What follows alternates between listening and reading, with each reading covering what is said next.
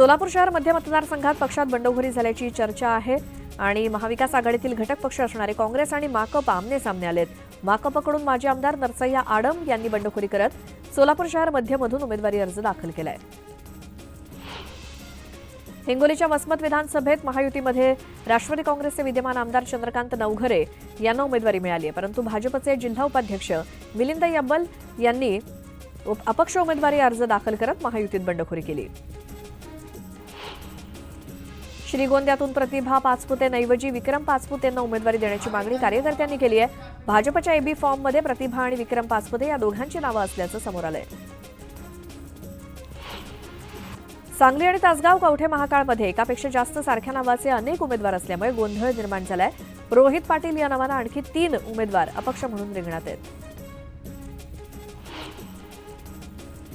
पाचोरा भडगाव मतदारसंघात उमेदवारांमध्ये वाद पेटलाय. महायुतीचे उमेदवार किशोर पाटील आणि भाजपचे बंडखोर उमेदवार अमोल शिंदे तसंच शिवसेना उद्धव बाळासाहेब ठाकरे गटाच्या वैशाली सूर्यवंशी यांनी एकमेकांवरती आरोप केलेत. किशोर पाटील यांनीच सारख्या नावाचे उमेदवार उभे केल्याचा आरोप करण्यात येतोय. ऐन दिवाळीच्या वातावरणात कोल्हापुरात काँग्रेसला मोठा धक्का बसला. काँग्रेसच्या विद्यमान आमदार जयश्री जाधव यांनी शिवसेनेत प्रवेश केला. अमरावतीच्या बडनेरामध्ये रवी राणांविरोधात भाजपच्या तुषार भारतीय यांनी अपक्ष अर्ज दाखल केला. वरिष्ठ नेतृत्वानं सांगितलं तरी माघार घेणार नाही असा इशारा भारतीय यांनी दिला. 4 दिवसांपासून नॉट रिचेबल असलेले शिवसेनेचे पालघर विधानसभेचे आमदार श्रीनिवास वनगा अखेर घरी परतलेत. उमेदवारी न मिळाल्यामुळे वनगा खूप नाराज आहेत. बंडातील 40 पैकी 39 जणांना तिकीट दिलं, त्यामुळे मलाही उमेदवारी मिळेल असा विश्वास होता, पण जिल्ह्यातील गटबाजीमुळे माझं तिकीट कापलं असा आरोप शिवसेनेचे पालघरचे आमदार श्रीनिवास वनगा यांनी केला. राष्ट्रवादीचे बार्शी तालुक्यातील नेते निरंजन भूमकर यांनी 15 नगरसेवकांसोबत शरद पवार गटात प्रवेश केला. त्यामुळे सोलापुरात अजित पवारांना मोठा धक्का बसलाय. हिंगोलीमध्ये महाविकास आघाडीत बिघाडी झाली. कार्यकर्त्यांना शब्द दिला, आता काहीही झालं तरी अर्ज मागे घेणार नाही अशी आक्रमक भूमिका माजी आमदार भाऊराव पाटील गोरेगावकर यांनी घेतली आहे. जालन्यातील घनसावंगीची जागा शिवसेनेला सुटल्यामुळे भाजप नेते सतीश घाटगेंनी बंडखोरी केली. दरम्यान भाजपनं मनधरणी केली तरी आता माघार घेणार नाही असा इशारा घाटगेंनी दिला. अर्जुनी मोरगाव विधानसभा मतदारसंघात काँग्रेसमध्ये बंडखोरी झाली आणि बाहेरील उमेदवार दिल्यामुळे काँग्रेसचे कार्यकर्ते नाराज आहेत. मात्र कार्यकर्त्यांच्या मागणीला केराची टोपली दाखवल्यामुळे बंड करून तटस्थ राहण्याची भूमिका अजय लांजेवार यांनी घेतली. बुलढाण्याच्या मेहकरमध्ये शिवसेना ठाकरे गटात बंडखोरी झाली. ठाकरे गटाकडून सिद्धार्थ खरात यांना उमेदवारी दिल्यामुळे स्थानिक शिवसैनिक नाराज झालेत. खरातांना उमेदवारी दिल्यामुळे ठाकरे गटाचे नेते संतोष तायडे यांनी अपक्ष अर्ज दाखल केलाय. महाविकास आघाडीत काही प्रमाणात बंड झालंय आणि त्यांची समजूत करण्याचा प्रयत्न करून त्यांना सोबत पुढे नेऊ, मात्र महायुतीत प्रचंड गोंधळाचं वातावरण आहे असं म्हणत बाळासाहेब थोरातांनी महायुतीवर हल्लाबोल केला. दिवाळीत मातोश्रीवर मासाहेबांच्या हातचा फराळ खाण्याचं भाग्य मला लाभलं, तर पवार साहेबांच्याही घरात मला दिवाळी साजरी करता आली अशी जुनी आठवण मंत्री छगन भुजबळ यांनी व्यक्त केली. जळगाव जामोदमध्ये काँग्रेसकडून डॉक्टर स्वाती वाकेकर निवडणुकीच्या रिंगणात आहेत, तर वाकेकर यांचे पती संदीप वाकेकर यांनी देखील अपक्ष अर्ज भरलाय. त्यामुळे जळगाव जामोदमध्ये पती विरुद्ध पत्नी अशी लढत रंगणार आहे. अजित पवारांनी पुरंदर हवेलीतून तिकीट दिलेल्या संभाजी झेंडे यांनी सुनेत्रा पवारांना पाडण्याचा प्रयत्न केला होता आणि त्यांनाच उमेदवारी देणं ही वैचारिक दिवाळखोरी असल्याचं मत विजय शिवतारे यांनी व्यक्त केलं. आर आबांसारख्या प्रामाणिक स्वच्छ व्यक्तीवरती बोलून अजित पवारांनी मोठं पाप केलं, या पापाचं फळ त्यांना भोगावं लागेल अशी टीका बुलढाण्यातल्या तत्कालीन अभियंता विजय पांढरे यांनी केली आहे.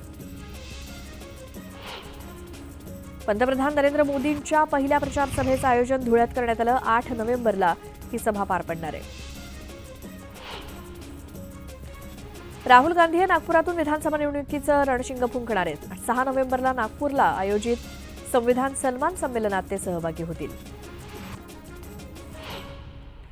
बीडच्या धारूरमध्ये अपक्ष उमेदवार माधव निर्मळ यांना प्रचार करण्यापासून रोखण्याचा प्रयत्न करण्यात आला. प्रचारापासून रोखणाऱ्या 10 जणांवरती गुन्हे दाखल करण्यात आले. बेलापूरमध्ये सारख्याच नावाचे 2 उमेदवार निवडणुकीच्या रिंगणात आहेत. भाजप उमेदवार मंदा विजय म्हात्रे यांच्या विरोधात मंदा संजय म्हात्रे नावाच्या महिलेनं अपक्ष अर्ज दाखल केला. सावंतवाडीमध्ये भाजपचे बंडखोर अपक्ष उमेदवार विशाल परब यांच्यावर अज्ञात इसमाकडून हल्ला झाला. चालकाच्या प्रसंगावधानामुळे मोठा अनर्थ टळला. चिखली विधानसभा मतदारसंघात एकाच नावाचे 2 उमेदवार निवडणूक रिंगणात उतरलेत. राहुल बोंद्रे यांच्या विरोधात राहुल बोंद्रे मैदानात उतरल्यामुळे मतदारांचा चांगलाच गोंधळ उडणार आहे. पुण्यामध्ये पर्वती विधानसभा निवडणुकीत एकाच नावाचे 3 उमेदवार असल्यामुळे मतदारांचा चांगलाच गोंधळ उडणार आहे. अश्विनी कदम नाव असलेल्या तिघींनी फॉर्म भरल्यामुळे गोंधळ निर्माण झालाय. चंद्रपूर मतदारसंघातील वंचित बहुजन आघाडीचे उमेदवार स्नेहल रामटेके यांचा उमेदवारी अर्ज रद्द करण्यात आला. अर्ज रद्द होताच स्नेहल रामटेके यांनी आपल्या समर्थकांसह जिल्हाधिकारी कार्यालयासमोर निषेध आंदोलन केलं. जळगावात अर्जाच्या छाननीत 37 उमेदवार निवडणूक लढण्यास पात्र ठरलेत. एकही उमेदवारी अर्ज अवैध ठरलेला नाही. नंदुरबार जिल्ह्यातील शहादा मतदारसंघात मनसेला मोठा धक्का बसलाय. शहादा मतदारसंघातून मनसेचे उमेदवार आत्माराम प्रधान यांचा अर्ज बाद करण्यात आलाय. उपविभागीय पोलीस पदाचा राजीनामा मंजूर न झाल्यामुळे हा अर्ज बाद करण्यात आला. मुंबईत काँग्रेसला मोठा धक्का बसलाय. काँग्रेसचे ज्येष्ठ नेते रवी राजा यांनी पक्षाच्या सदस्यत्वाचा राजीनामा दिला. उमेदवारी न मिळाल्यामुळे नाराज रवी राजांनी मल्लिकार्जुन खरगेंकडे त्यांचा राजीनामा पाठवला. काँग्रेसचे ज्येष्ठ नेते रवी राजा यांनी काँग्रेसला सोडचिठ्ठी दिली. देवेंद्र फडणवीस आणि आशिष शेलारांच्या उपस्थितीत रवी राजा यांनी भाजपात प्रवेश केला. तर रवी राजा यांना मुंबई भाजपचं उपाध्यक्षपद देण्यात आलंय. भाजपात प्रवेश होताच रवी राजांची मुंबई भाजप उपाध्यक्षपदी नियुक्ती करण्यात आली. कोल्हापुरात काँग्रेसला खिंडार पडलाय. कोल्हापूर उत्तरच्या विद्यमान आमदार जयश्री जाधव यांनी शिवसेनेत प्रवेश केला. राज ठाकरेंचे आभार, पण भाजपचा नाही तर महायुतीचा मुख्यमंत्री होणार आहे. महायुतीचं सरकार येणार ही काळ्या दगडावरची पांढरी रेघ आहे असा दावा देवेंद्र फडणवीसांनी केला. मुख्यमंत्री भाजपचाच हे वक्तव्य कुठल्या दबावातून केलं? भाजपला राज्यात 50 जागाही मिळणार नाहीत. पुढच्या दिवाळीत राज्यात महाविकास आघाडीचं सरकार असेल असा दावा खासदार संजय राऊतांनी केला. महायुतीतील बंडखोरी थांबवली. 2 दिवसात प्रत्यय येईल असं देवेंद्र फडणवीसांनी सांगितलं. आगामी काळात भाजपात अनेक पक्षप्रवेश होतील असं देखील फडणवीस म्हणाले. मलिकांबाबत शेलारांनी भूमिका स्पष्ट केली. आम्ही मलिकांचा प्रचार करणार नाही असं स्पष्टीकरण देवेंद्र फडणवीसांनी दिलं. आमदार निवडून येण्यासाठी राज ठाकरेंनी फडणवीसांची हातमिळवणी केली. महाराष्ट्राचे शत्रू आता तारणहार वाटू लागले तसा टोला संजय राऊतांनी राज ठाकरेंना लगावला. अन्यायातून आणि दादागिरीतून मला मराठा समाजाला मोकळं करायचंय. मी लढणार आणि माघार घेणार नाही असा निर्धार मनोज जरांगेंनी केला. दिवाळीच्या पहिल्या दिवशी सावंतवाडीतील प्रति पंढरपूर विठ्ठल मंदिरात पहाटेच्या सुमारास दीपक केसरकर नतमस्तक झाले आणि यावेळी काकड आरतीला राजन तेली आणि दीपक केसरकर एकत्रित दिसले. देवेंद्र फडणवीस राज्याचे मुख्यमंत्री व्हावेत अशी इच्छा मनसे आमदार राजू पाटील यांनी व्यक्त केली. फडणवीसांना आम्ही पाठिंबा देणार असं देखील पाटील यांनी म्हटलं. नवी मुंबईत शिवसैनिकांनी काळ्या पट्ट्या बांधून आंदोलन केलं. विजय चौगुलेंच्या नेतृत्वात हे आंदोलन करण्यात आलं. आनंद दिघेंबाबत गणेश नाईकांनी चुकीचं वक्तव्य केल्याचा आरोप चौगुलेंनी केला. तरी आम्ही बंडखोर बापू भेगडेंना आमदार केल्याशिवाय मागे हटणार नाही. आजवर यांना भाजपकडे मदतीची याचना करावी लागते असं म्हणत रवी भेगडेंनी शेळकेंची खिल्ली उडवली.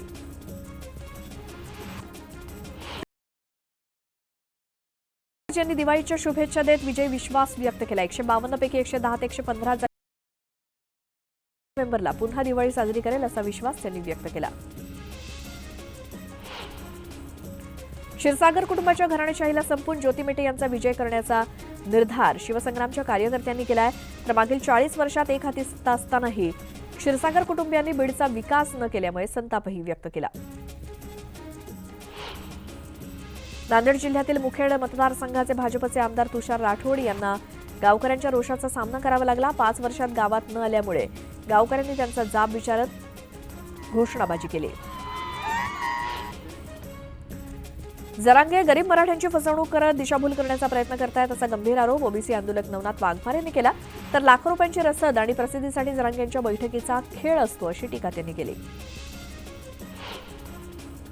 नंदुरबार जिल्ह्यातील शहादा मतदारसंघात मनसेला मोठा धक्का बसलाय. शहादा मतदारसंघातून मनसेचे उमेदवार आत्माराम प्रधान यांचा अर्ज बाद करण्यात आलाय.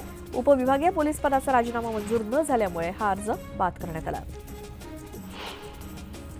वंचित बहुजन आघाडीचे अध्यक्ष प्रकाश आंबेडकर यांना छातीत दुखू लागल्यामुळे रुग्णालयात दाखल करण्यात आलं. आंबेडकरांची अँजिओग्राफी करण्यात येणार आहे.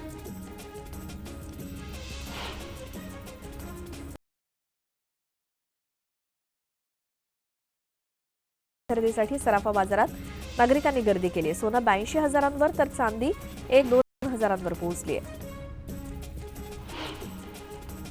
पुण्यामध्ये तब्बल 100 पेक्षा अधिक घरफोडी करणाऱ्या चोरट्याला अटक केली. पापासिंग दयालसिंग दुधानी असं अटक केलेल्या आरोपीचं नाव आहे.